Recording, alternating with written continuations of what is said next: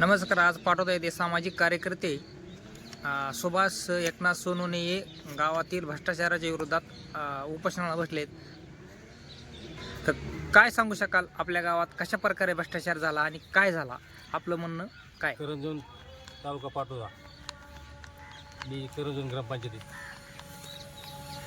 त्यांनी काय केलं, करंजन ग्रामपंचायतमध्ये येवले साहेब आणि थोरात साहेब आणि ग्रामसेवक यांनी संगम मताने समाज कल्याणचा निधी येणार दलित वस्तीमध्ये हे खर्च करताना त्यांनी बिलकुल खर्च केलेला नाही. बोगस बिलं वस्तू काढून घेतले आणि मातंग वस्ती ही करंजमध्ये कुठंच नाही.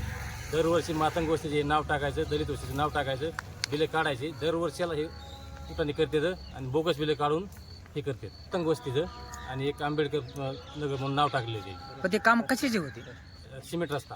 पण त्या रस्त्यावर बजेट किती होतं? ते 3-3 लाखाचे 2 बिलं होते बजेट. तर आता आपण उपोषणाला बसला तर आपली काय काय मागणी आहे? आमची मागणी असं आहे की मुख्यमंत्री साहेबांनी, शिवसाहेबांनी, कलेक्टर साहेबांनी येऊन आमच्या गावामध्ये चौकशी करावा किंवा ह्या करंजमध्ये मातंग गोष्टी आहे का, आणि जर असेल तर मी त्यांना 1 लाख रुपये बक्षीस द्यायला तयार आहे. जे दोषी असतील बिलं काढण्यात त्यांच्यावर कारवाई केल्याशिवाय मी उठणार नाही.